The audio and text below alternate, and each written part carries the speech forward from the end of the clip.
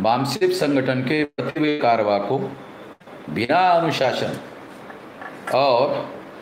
और सभी ऑफशूट संगठनों के कार्यकर्ताओं को आपसी समन्वय और सामंजस्य बनाए बगैर सही समय पर निर्धारित लक्ष्य को पूरा नहीं किया जा सकता। एक गंभीर विश्लेषण, एक महत्वपूर्ण संगठनात्मक विषय, उसको भी हम लोगों को जानने समझने की बहुत ज़रूरत है कि वामसेप आज के तारीख में 714 जिले हैं सारे देश भर में, 36 राज्यों में। ये 36 राज्यों में हमारा संगठन जो है लगभग 550 जिलों में पहुंच गया है। मगर जितने राज्यों को हमने कवर करने का निर्णय किया है उसके हिसाब से उसके जिले 630 होते हैं। तो 2024 तक 630 जिले हमारे कवर हो जाएंगे। 630 जिले तक 2024 तक संगठन फैल जाएगा और लगभग 5 से लेकर 6,000 तहसीलों तक संगठन फैल जाएगा, 60,000 ब्लॉक तक फैल जाएगा और 6 लाख गांवों तक फैलने के लिए संभवतः 10 साल का समय लगेगा, ऐसा मानना है। 10 साल में ये पहुंच जाएगा। इसलिए मेरा ऐसा मानना है कि 10 साल में हमारा सोशल मीडिया फुल फ्लेज हो जाएगा। वो 5 करोड़ से लेकर 10 करोड़ तक आगे फैलने की संभावना है। इसलिए इसको आधार बनाकर जो हमारा नेटवर्क फैला हुआ है, उस संगठन के नेटवर्क जो फैला हुआ है उसको आधार बनाते हुए हमने वामसेप के जो कर्मचारियों का संगठन है उसके ऑफशूट संगठन बनाए। उसके बाद Bharat Mukti Morcha, it is an organisation for agitation, आंदोलन करने के लिए हमने मुक्ति मोर्चा बनाया। उसके बहुत सारे संगठन हमने बनाए, ऑफशूट संगठन बनाए। उसके बाद हमने एक तीसरा संगठन बनाया, बहुजन क्रांति मोर्चा। तो ये जो संगठन है ये ढीला ढाला संगठन है। इसमें माइक्रो लेवल के संगठन है, इसमें सदस्यता नहीं बनाई जाएगी इंडिविजुअल की। वामसेप में इंडिविजुअल की सदस्यता है, भारत मुक्ति मोर्चा में इंडिविजुअल की सदस्यता है, बहुजन क्रांति मोर्चा में इंडिविजुअल की सदस्यता नहीं है। बहुजन क्रांति मोर्चा में संगठन की सदस्यता है। तो माइक्रो लेवल का जो संगठन है वो उसका सदस्य बन सकता है, SC ST OBC माइनॉरिटी का। दूसरा जो स्मॉल लेवल का संगठन है वो उसका सदस्य बन सकता है। जो मिडल लेवल का संगठन है वो उसका सदस्य बन सकता है। जो तहसील लेवल का संगठन है वो उसका सदस्य बन सकता है। जो जिला लेवल का संगठन है, जो कारपोरेटर लेवल का, नगर सेवक के लेवल का, प्रभाग के लेवल का संगठन है वो उसका सदस्य बन सकता है। जिला लेवल का बन सकता है, कमिश्नरी लेवल का संगठन बन सकता है, स्टेट लेवल का बन सकता है, जोनल लेवल का बन सकता है और नेशनल लेवल का बन सकता है। बहुजन क्रांति मोर्चा में ये लोग सदस्य बन सकते हैं और ये बनने के लिए झंडा, डंडा, एजेंडा, उनका अपना झंडा त्याग करने की जरूरत नहीं है। एजेंडा यानी उनके मुद्दे जो है उसका त्याग करने की जरूरत नहीं है। और डंडा यानी वो जो बैनर लटकाए हुए हैं वो बैनर भी खत्म करने की जरूरत नहीं है। वो वैसे के वैसे रख सकते हैं और सदस्य बन सकते हैं, इसलिए क्योंकि जो छोटे संगठन हैं वो चाहे छोटे मोटे मकसद के लिए बनते हो, वो मकसद छोटी ताकत की वजह से सब वो चल नहीं पाते या उनका मकसद पूरा नहीं हो पाता। इसलिए उन लोगों के लिए हमने एक नेशनल लेवल का प्लेटफॉर्म ऑलरेडी बनाया हुआ है। नेशनल लेवल का प्लेटफॉर्म ऑलरेडी हमारे पास है। तो हमने ऐसा अभिमान, हमने ऐसा गर्व, हमने ऐसा अहंकार नहीं बनाया अपने आप में कि हमारे पास इतना बड़ा संगठन है तो हम छोटे लोगों के साथ क्यों बात करें। हमने ऐसा नहीं सोचा, क्योंकि हम लोगों को ये जानकारी है कि हमारे जो माइक्रो लेवल का संगठन है, हमारे छोटे लेवल के संगठन है, ऐसे बहुत सारे संगठन हैं जिसमें 5-10 कार्यकर्ता होते हैं और ये लाखों जगह ऐसे काम कर रहे हैं। तो 5-6 लाख संगठन ऐसे कार्यरत है। और अगर ये कार्यरत है अगर उन लोगों को हम संगठन के दायरे में लाते हैं और उनको भी उचित सम्मान देते हैं तो 5-6 लाख संगठनाओं का एक बृहद प्लेटफॉर्म बहुजन क्रांति मोर्चा बन सकता है।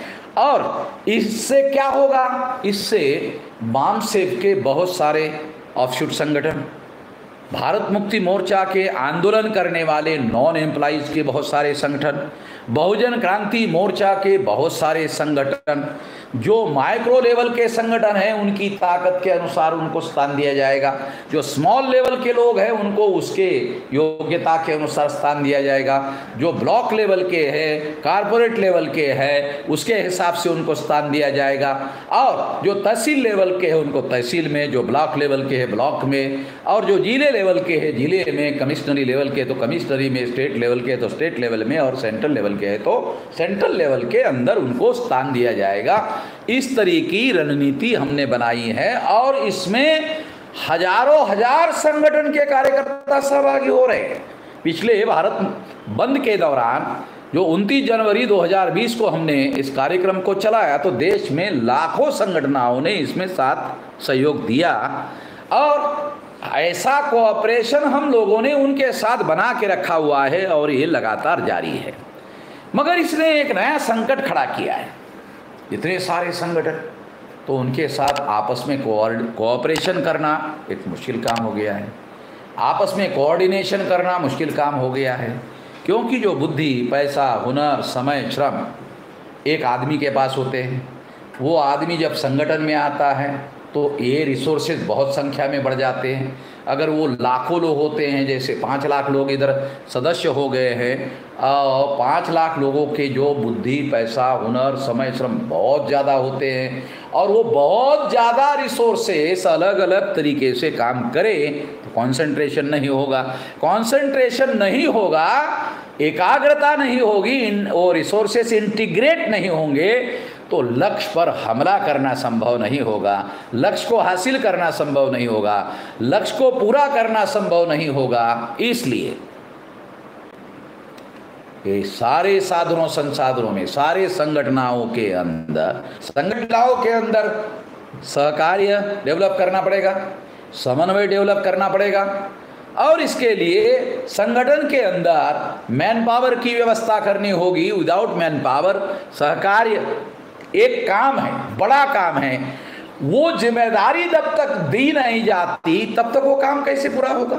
समन्वय करने के लिए मैन पावर लगाना होगा और उसको पर्टिकुलरली वही काम करना होगा, तुम समन्वय का ही काम करो, तब जाकर समन्वय होगा और समन्वय होगा तो सारे साधन संसाधन एकाग्र होकर उद्देश्य पूर्ति के लिए काम करेंगे। ये महत्वपूर्ण बात जो है हम लोगों को समझना होगा। जो तमाम हमारे कार्यकर्ता है इसमें सबसे ज़्यादा मदर ऑर्गेनाइजेशन जो वामसेफ है उसको समझना होगा। दूसरी बात कि सफलता हासिल करने के लिए केवल सहकार्य और समन्वय से ही काम नहीं चलेगा, तो संगठन ने एक और सिद्धांत डेवलप किया है, वो है निगरानी का सिद्धांत। एक है नियंत्रण का सिद्धांत है, दूसरा है निर्देश का सिद्धांत है और तीसरा है निगरानी का सिद्धांत। ये 3 महत्वपूर्ण सिद्धांत संगठन संचालन के लिए बनाए गए हैं, क्योंकि संगठन की जो प्रक्रिया है ये बहुत ज़्यादा जटिल होती है। वो जटिल क्यों होती है, मैं इसका एक उदाहरण देना चाहता हूँ। संगठन आम आदमी को खास बनाता है। महाराष्ट्र में मासा कन्नमवार नाम का एक व्यक्ति था, वो महाराष्ट्र का मुख्यमंत्री हो गया था। वो कितने पढ़े लिखे थे तो बताया जाता है कि वो अंगूठा टेक थे। तो एक अंगूठा टेक आदमी मुख्यमंत्री हो गया होगा तो कैसा चित्र बना होगा सचिवालय में। तो मैं थोड़ा सा आपको सचिवालय में कैसा चित्र बना होगा आपको बताता हूँ। वो अंगूठा टेक आदमी जो किसी स्कूल में नहीं गया, जब आईएएस आदमी फाइल लेके कैबिन में आता होगा तो कैबिन के दरवाजे के अंदर बैठा हुआ जो मुख्यमंत्री है वो अंगूठा टेक है, उसको कहता होगा मी आई कम इन सर, मी आप येऊ सर, मैं अंदर आऊँ क्या सर। जिसको जिंदगी में सर क्या होता है मालूम नहीं, टीचर क्या होता है मालूम नहीं, उसको जो ऑल इंडिया की परीक्षा पास किया, मेरिट में आया, मेरिट लिस्ट में उसका नंबर आया, इसलिए इंडियन एडमिनिस्ट्रेटिव सर्विसेज में आईएएस में उसको ज्वाइन किया गया, वो आदमी उस अंगूठा टेक आदमी को कह रहा है मैं आई कम इन सर।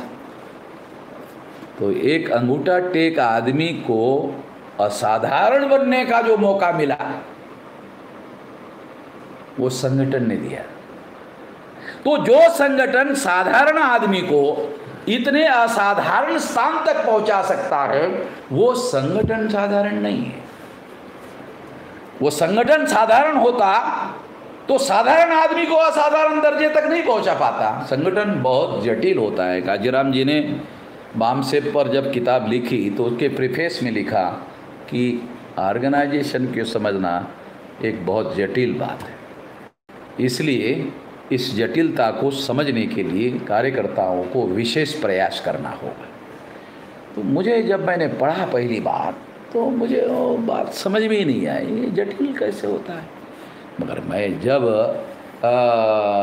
ये संगठन बनाना, चलाना, संचालन करना, रिजल्ट निकालना, जब मैंने ये काम शुरू किया तब मुझे व्यक्तिगत रूप से ये अनुभव हुआ कि ये बहुत ज़्यादा जटिल बात है, बहुत कॉम्प्लेक्स है। तो ये कॉम्प्लेक्स को थोड़ा सुचारू रूप से चलाने के लिए हमने संचालन के सिद्धांत विकसित किए। उसमें पहला सिद्धांत है नियंत्रण का, और नियंत्रण के दो सिद्धांत हैं।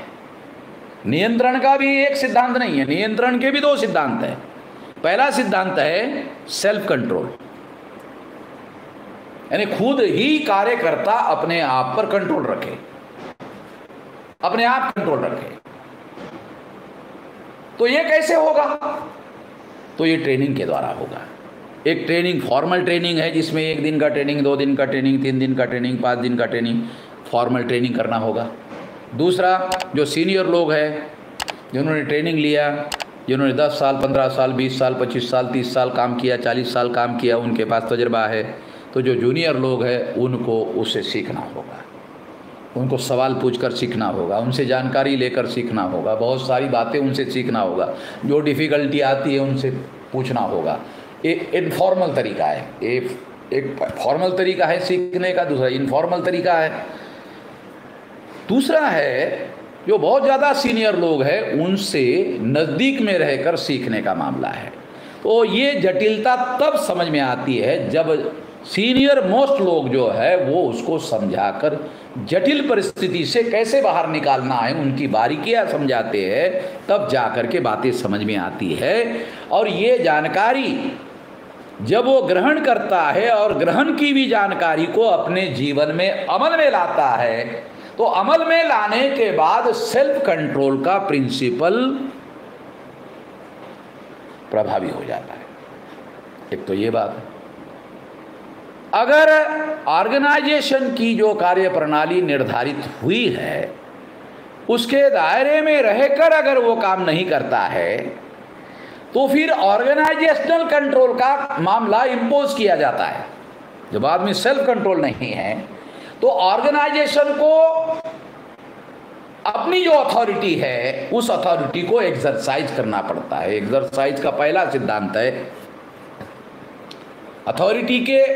अथॉरिटी का एक्सरसाइज करना पड़ता है, इम्प्लीमेंटेशन करना पड़ता है। आपको अथॉरिटी रिजल्ट निकालने के लिए दी है, इम्प्लीमेंट करने के लिए दी है, तो उसको एक्सरसाइज करना पड़ता है। तो एक्सरसाइज करने के दौरान एक्सरसाइज करने वाले आदमी में संकोच होता है कि मैं एक्सरसाइज करूंगा फलाने आदमी के ऊपर तो वो क्या बोलेगा, वो मेरे खिलाफ रिएक्ट करेगा तो फिर मेरा क्या होगा, ऊपर वाले संगठन वाले लोग मेरे खिलाफ कार्रवाई करेंगे। तो वो अथॉरिटी को एक्सरसाइज ही नहीं करता।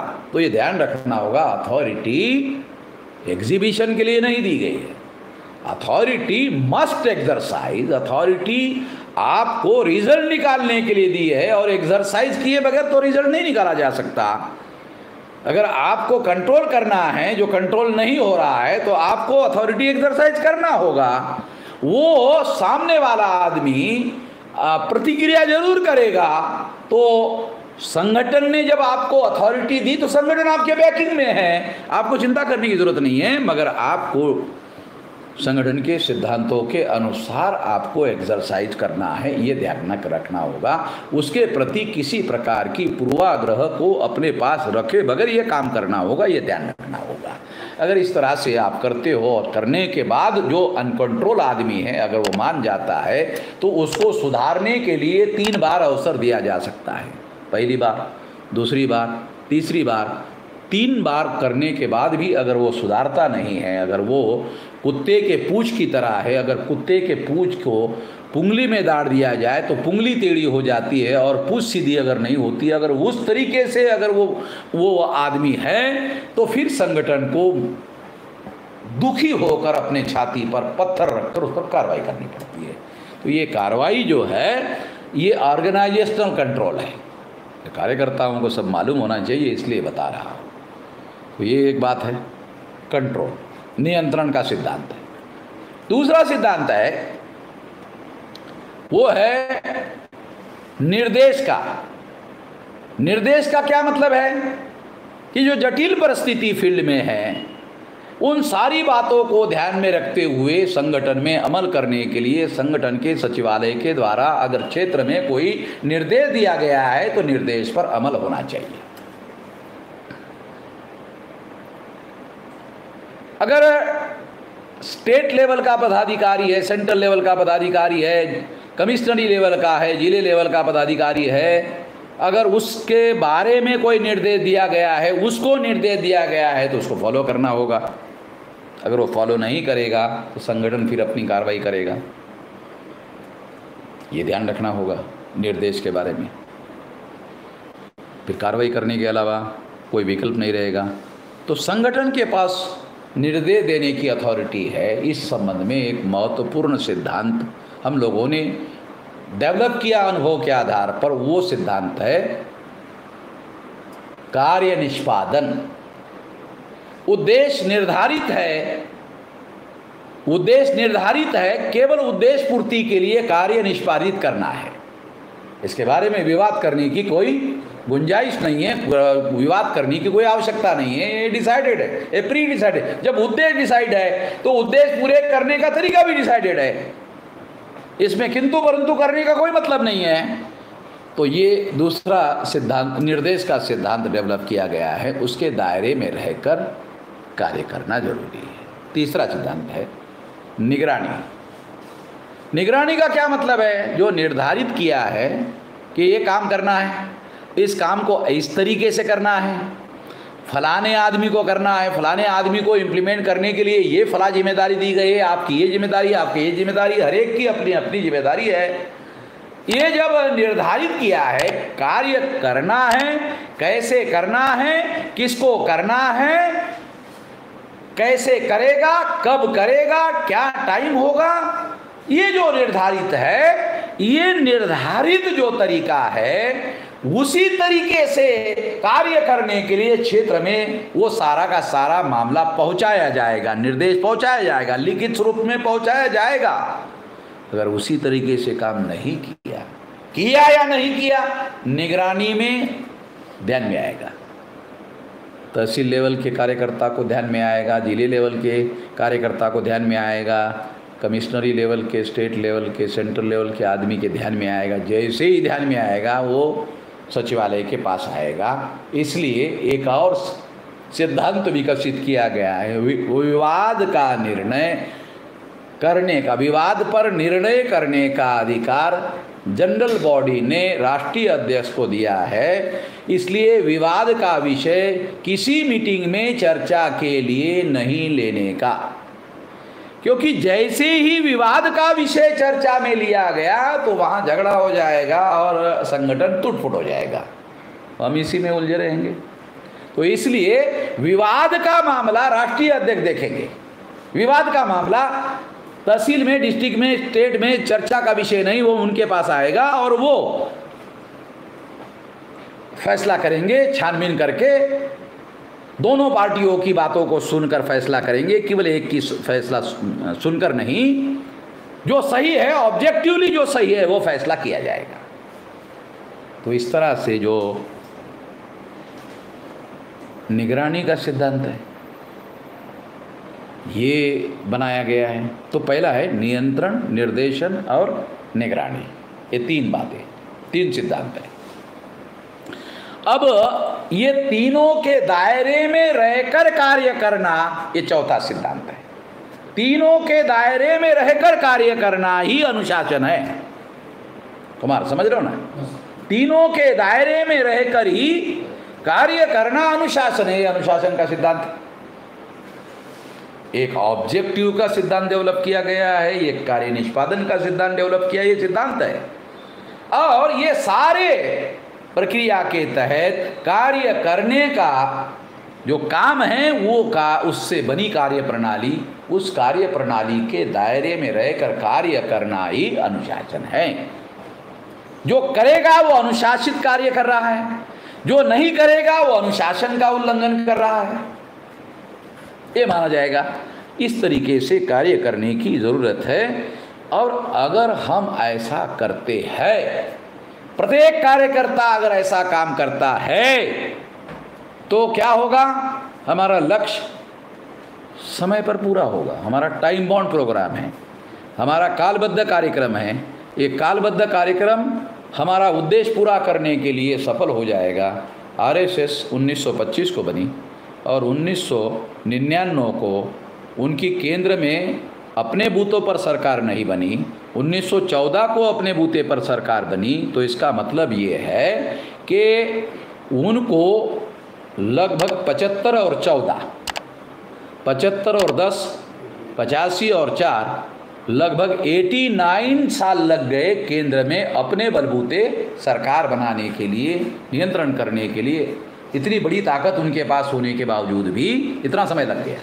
हजारों वर्षों का सपोर्ट उनके पास है, ब्राह्मणिकल सोच ऑर्डर उनके समर्थन में है, इसके बावजूद भी इतना सारा समय लग गया है। तो ये सारी बातें बहुत ज़्यादा अहम है, बहुत ज़्यादा महत्वपूर्ण है, बहुत ज़्यादा मूल्यवान बातें मैंने आपको बताई।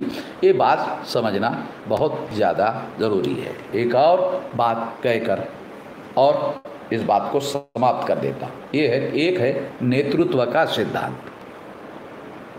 अब ये नेतृत्व का सिद्धांत क्या है? बुद्ध का एक उदाहरण देकर बताते। बुद्ध संघ के प्रमुख थे।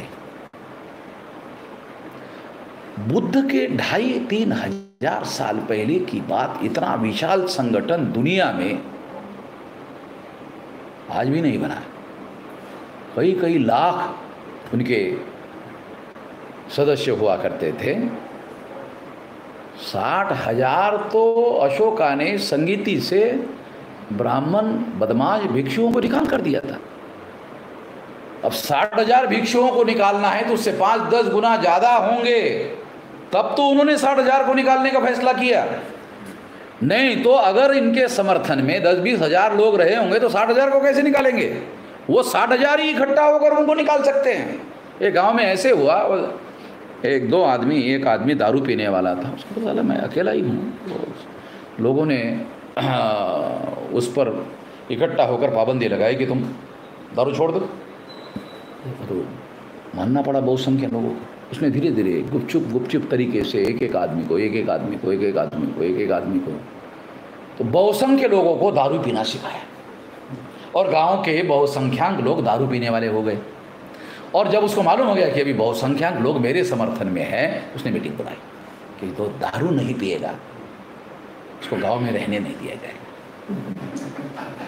तो ये जो बहुमत का जो सिद्धांत है वो हर बार बराबर नहीं होता। इसलिए बाबा साहब अम्बेडकर ने भारत के संविधान में ये लिखा हुआ है कि पार्लियामेंट ने यदि कोई कानून बहुमत से पास किया तो उसकी समीक्षा सुप्रीम कोर्ट करेगा, उसकी समीक्षा राष्ट्रपति करेंगे मान्यता साइन करने के पहले। 2 जगह उसकी समीक्षा होगी। राष्ट्रपति के बाद अधिकार होगा कि उसको मान्यता दे या ना दे। सुप्रीम कोर्ट उसे संवैधानिक घोषित करे या ना घोषित करे, यानी बहुमत को फाइनल नहीं माना गया है। भारत के संविधान में बाबा साहब अम्बेडकर ने जो सिद्धांत रखा हुआ है तो उसको फाइनल नहीं माना गया है। ये बात बहुत अहम है। मैं बहुमत के सिद्धांत की मर्यादा आप लोगों को बता रहा हूँ। नहीं तो ब्राह्मणवादियों का बहुमत बोलेंगे नहीं, अस्पृश्यता बराबर है, जाति व्यवस्था बराबर है। बहुमत होने के बावजूद भी ऐसा नहीं कर पा रहे। ऐसी घोषणा कर रहे हैं कि पार्लियामेंट में ऐसी घोषणा नहीं कर रहे, सीक्रेट प्रैक्टिस कर रहे हैं मगर ऐसी घोषणा नहीं कर पा रहे। ये बात हम लोगों को समझने की बहुत ज़्यादा ज़रूरत है। तो नेतृत्व के सिद्धांत के संबंध में बुद्ध का जब आखिरी समय आया तो उन्होंने उनका जो निजी सेवक था आनंद, उसका सगा भाई था, उसको बुलाया, कहा रात्रि के प्रहर में इतने इतने बजकर इतने मिनट इतने समय में मेरा परिनिर्वाण होगा, मृत्यु होगा। ये सुनते ही वो आनंद जो है रोने लगा। बुद्ध ने कहा भी तो क्यों रो रहे हो? ने कहा अत्तदीप भव, जो हमारा सिद्धांत है वो इसमें आपको प्रकाश देगा, रास्ता बताएगा। इससे मिसअंडरस्टैंडिंग हो सकती है लोगों को कि कोई व्यक्ति नेतृत्व करना चाहिए, बुद्ध इसके विरोध में थे और केवल सिद्धांत ही नेतृत्व करेगा, बुद्ध इसके समर्थन में थे। इसका अर्थ ये नहीं है कि संघ का नेतृत्व नहीं होना चाहिए।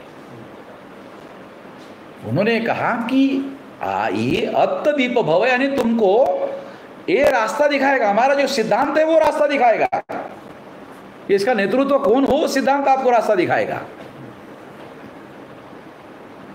कुछ लोग इसका गलत इंटरप्रिटेशन निकाल सकते हैं, गलत अर्थ निकाल सकते हैं कि बुद्ध ने नेतृत्व होने की कोई ज़रूरत नहीं है ऐसा कहा, मगर इसका अर्थ ये नहीं है। बुद्ध के मृत्यु के बाद जो सीनियर मोस्ट जो भिक्षु था वो संघ का नेता बना, तो उसका अर्थ ये नहीं था। ये गलत मीनिंग निकाला जा सकता है। इसलिए मैं आपको बता रहा हूं कि किसी भी संगठन का अचीवमेंट, उसके उद्देश्य की पूर्ति उसके नेतृत्व के बगैर कभी नहीं हो सकती। जब ज्योतिराव फुले नहीं रहे तो क्या परिणाम हुआ, जब छत्रपति शाहू महाराज नहीं रहे तो क्या परिणाम भोगना पड़ा, जब बाबा साहब अम्बेडकर नहीं रहे तो क्या परिणाम भोगना पड़ा। काशीराम जी ने अपनी रणनीति बनाई, क्योंकि समझौता और रणनीति दो अलग अलग चीज़ें हैं। रणनीति में उन्होंने बीजेपी के साथ समझौता किया, मगर वो रणनीतिक बात थी। रणनीति और समझौता दो चीज़ें अलग है। रणनीति बनाना अलग चीज़ है, समझौता करना अलग चीज़ है। उद्देश्य के साथ समझौता करना, विचारधारा के साथ समझौता करना, ऐसा तो उन्होंने किया नहीं। तो वो बात हम लोगों को जानने की और समझने की बात है। तो एक नेतृत्व का सिद्धांत है। ये नेतृत्व का सिद्धांत मैंने बुद्धा का उदाहरण देकर समझाने का प्रयास किया। ये बात भी हम लोगों को समझने की ज़रूरत है।